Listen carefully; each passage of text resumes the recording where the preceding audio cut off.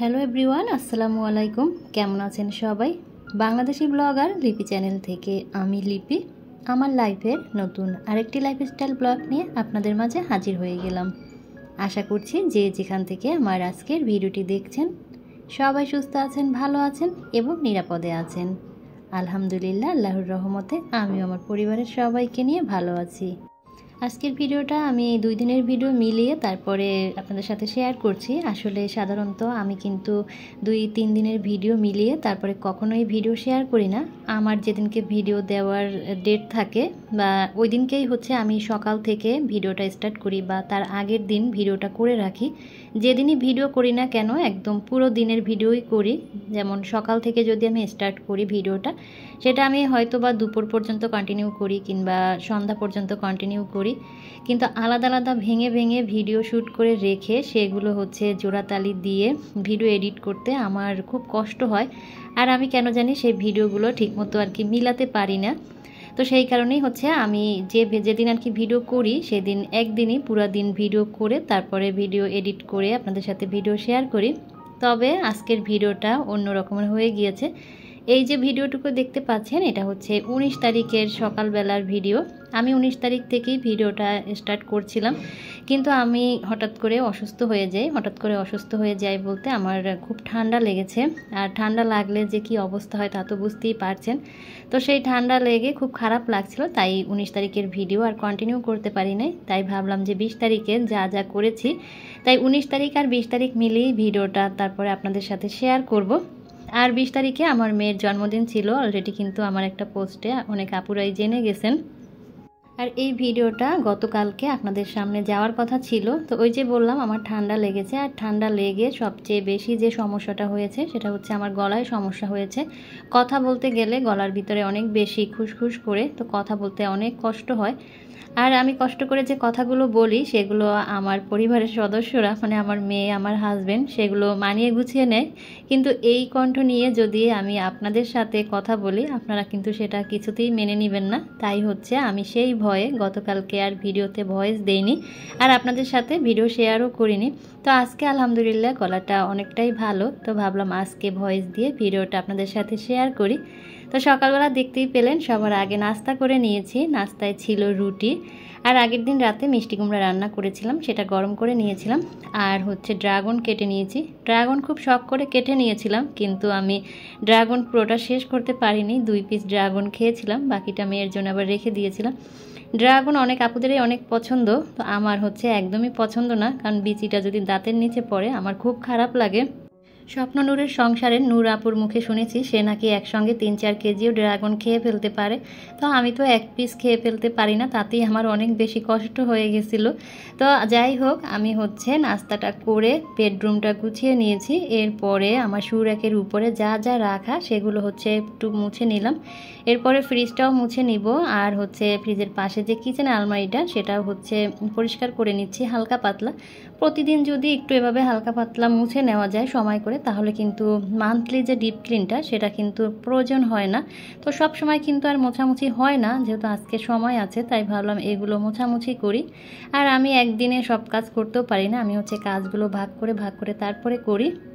20 তারিখে আমার মেয়ের জন্মদিন ছিল। জন্মদিন উপলক্ষে ঘরোয়াভাবে আমরা কিভাবে মেয়েকে একটু খুশি করার, আনন্দ দেওয়ার চেষ্টা করেছি সেগুলো কিন্তু আপনাদের সাথে আজকে শেয়ার করব। আসলে ওভাবে বড় করে আয়োজন করার আমাদের পক্ষে পসিবল না, আর এগুলো আসলে ঠিকও না। মুসলিম ধর্মে কিন্তু জন্মদিন পালন করা, কেক কাটা এগুলো কিন্তু হারাম, সেটা কিন্তু আমরা জানি। তো তারপরেও কিন্তু আমরা অনেক সময় বাচ্চাদের মুখের দিকে তাকিয়ে অনেক কিছু আমাদের করতে হয়। আর আমরা দুটো মানুষ, আমি আর আলিফার পাপা, সব সময় চেষ্টা করি মেয়েটাকে কিভাবে একটু হাসি খুশি রাখা যায়। মেয়েটাকে সব সময় আমরা চেষ্টা করি আমাদের সাধ্য মতো হাসি খুশি রাখার জন্য। তো আমার চেয়েও আলিফার পাপা সেই কাজটা একটু বেশিই করে। মেয়ের মুখের হাসি দেখার জন্য সে যদি পারে আকাশের চাঁদটা এনে তার হাতে দিতে, তাও সে পারলে দিত। এক কথায় বলা যায় যে অভাবের সংসারে একবেলা আমরা যদি না খেয়েও থাকি, তাও আমরা সবসময় চেষ্টা করি আমাদের সন্তানটাকে হাসি খুশি রাখার।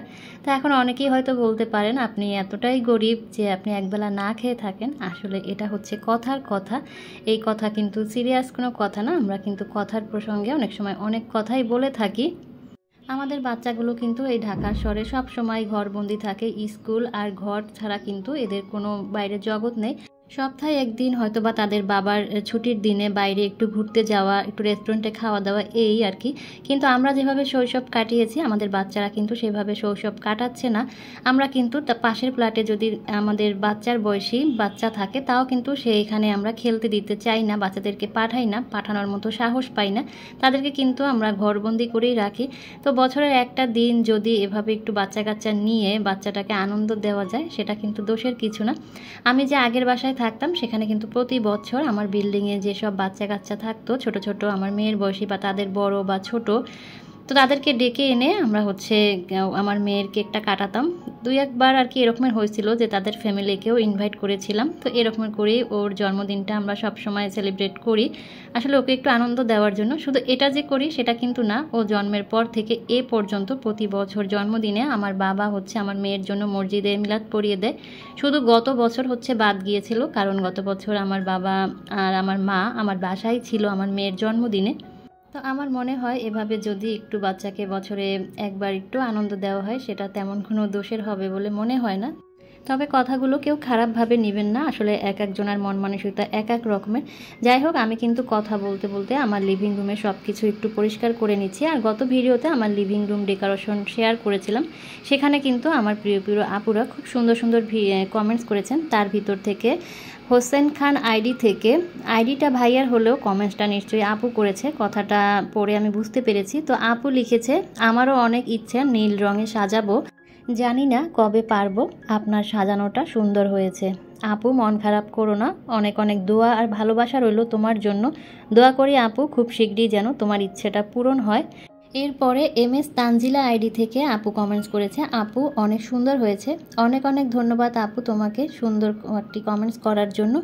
এরপরে দিলরুবা হেসেল আইডি থেকে আমাদের প্রিয় দিলরুবা আপু আমাকে কমেন্টস করেছে, নীল কালারে খুব ভালো লাগছে তোমার লিভিং রুম, নীল কালার দেখতে চোখের শান্তি। অনেক অনেক ধন্যবাদ আপু তোমাকে।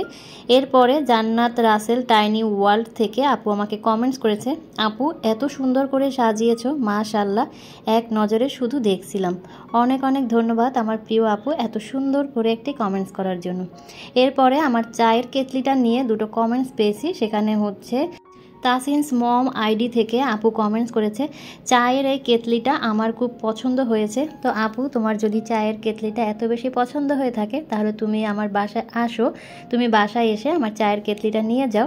এরপরে যে কমেন্টসটা আমি পেয়েছি সেটা মিমির সংসার আইডি থেকে, আপু আমার এই চায়ের কেটলিটার প্রাইস জানতে চেয়েছিল। তো এই কেটলিটা আমি 200 টাকা কি 250 টাকা এরকমই হবে দামটা নিয়েছিল, আসলে এক্স্যাক্ট দামটা এখন আমার মনে নেই। আমি মোহাম্মদপুর কৃষি মার্কেট থেকে চায়ের কেটলিটা কিনেছিলাম, তবে 200 কি 250 টাকা এর মধ্যেই হবে। তো আশা করছি আপু তুমি তোমার কমেন্টসের উত্তর পেয়ে গিয়েছো। তো লিভিং রুমটা কিন্তু খুব সুন্দরভাবে ঝেড়ে মুছে পরিষ্কার করে নিচ্ছি। যতই দিন যাচ্ছে ঘরে জিনিসপত্র বাড়ছে আর আমার কাজের চাপও তত বাড়ছে। তো যাই হোক, এরপরে 19 তারিখে ওই ঘর ঝাড়ু দেওয়া পর্যন্তই ভিডিও শ্যুট করতে পেরেছি। এরপরে শরীর খুব খারাপ হয়ে গিয়েছিল আর কোনো কাজ করতে পারি নাই। কাজ করি নাই সেটা বললে ভুল হবে, কাজ করেছি তবে ক্যামেরাবন্দি করা হয়নি।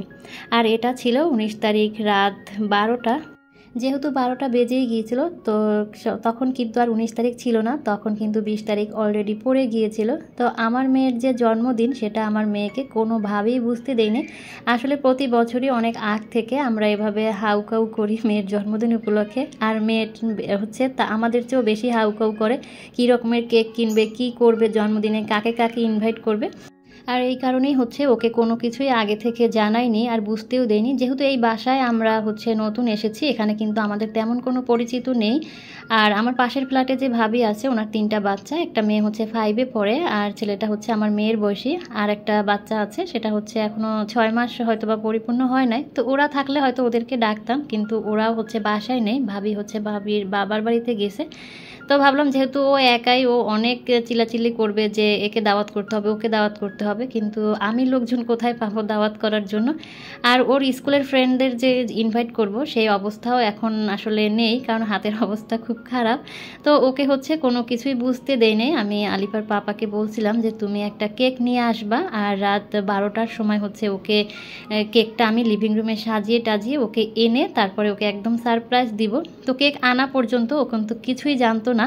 তো আলিফার পাপা আবার কোনো কিছু কিনতে গেলে সে হচ্ছে সবার আগে ছবি তুলে আমাকে পাঠাবে, আমি চয়েস করব, তারপরে সে নিয়ে আসবে। তো কেকের দোকানে গিয়ে সে ছবি তুলে আমার মেসেঞ্জারে পাঠিয়েছে, আর তখনই মোবাইলটা আমার মেয়ের হাতে ছিল। তো কেক দেখে তো সে চিল্লাচিল্লি, মাম্মাম পাপা কেকের ছবি পাঠিয়েছে কেন, পাপা মনে হয় কেক কিনবে। তারপরে সে হচ্ছে সেখান থেকে এই রেড কালারের কেকটা চয়েস করে দিয়েছে, আর সেটাই সে নিয়ে আসছে, সাথে একটা পার্টি স্প্রেও নিয়ে আসছে। আর সে এসেছে হচ্ছে রাত 11টায়। তো 11টার সময় আসার পরে মেয়ে যখন দরজা খুলছে তখনই সে সঙ্গে সঙ্গে মেয়েকে উইশ করছিল যে হ্যাপি বার্থডে টু ইউ মাম্মা। তো সেটা শুনে তো মেয়ে খুব খুশি হয়ে গেছে, শুধু খুশি না, সে রীতিমতো অবাক হয়ে গেছে।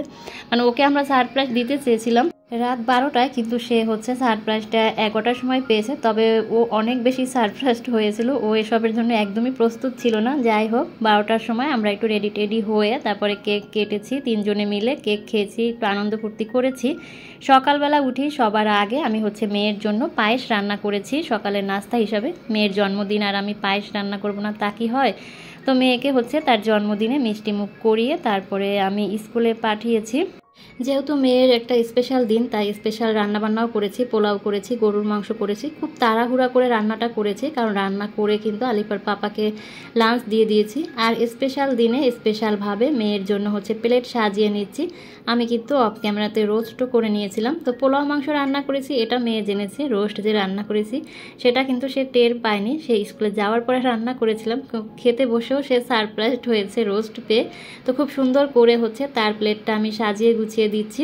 আর স্কুল থেকে ফেরার পথে আমাকে বলছিল যে মাম্মাম তুমি তো পোলাও রান্না করেছো, মাংস রান্না করেছো, তার সাথে কোক না হলে কি চলে, তুমি একটা কোক কিনে নাও। তো আমি হচ্ছে ওর জন্য আবার একটা ছোটো সাইজের কোক কিনে নিয়ে আসছি। খুব সুন্দরভাবে কিন্তু ওর প্লেটটা সাজিয়ে দিয়েছি। আরবি পড়িয়ে গিয়েছে মিস, এরপরই হচ্ছে ওর খাবারটা রেডি করে দিয়েছি। বললাম যে তুমি খুব সুন্দর করে আয়েশ করে খাবারটা খাও, এরপরে হচ্ছে তোমাকে বাংলা পড়াতে মিস চলে আসবে। তো মেয়েকে খাবার খাইয়ে এরপরে হচ্ছে আমিও আমার খাবারটা খেয়ে নিয়েছিলাম। আর এই যে এখানে হচ্ছে গরুর মাংস, রোস্ট, শসা, টমেটো, লেবু আর সাথে আছে কোক, এই দিয়ে হচ্ছে মেয়ের দুপুরের লাঞ্চ। তো মেয়ের দুপুরের লাঞ্চটা আমি খুব সুন্দরভাবে পরিপাটি করে রেডি করলাম। এরপরে মিস চলে আসছে, তো মিসের জন্য নাস্তা রেডি করছি এখানে। তার স্টুডেন্টের জন্মদিন, আর জন্মদিনের খাবার তাকে খাওয়াবো না সেটা তো হবে না। আমি হচ্ছে আলাদা করে মিসের জন্য 1 পিস কেক রেখে দিয়েছিলাম। আর দেখতেই পেয়েছেন কেকটা কিন্তু খুব ছোট এনেছিল, আমরা 3 জনেই খেয়ে ফেলেছিলাম। তো তারপরেও সেখান থেকে আমি মিসের জন্য আলাদা করে 1 পিস কেক আমি রেখে দিয়েছি, আর পায়েস রান্না করেছি। এটা দিয়ে হচ্ছে মিসকে আজকে নাস্তা দিলাম। তো মিসের নাস্তা দিয়ে আজকে আপনাদের কাছ থেকে বিদায় নিয়ে নিচ্ছি। সবাই সুস্থ থাকবেন, ভালো থাকবেন, দেখা হবে নেক্সট ভিডিওতে। আল্লাহ হাফেজ, আসসালামু আলাইকুম।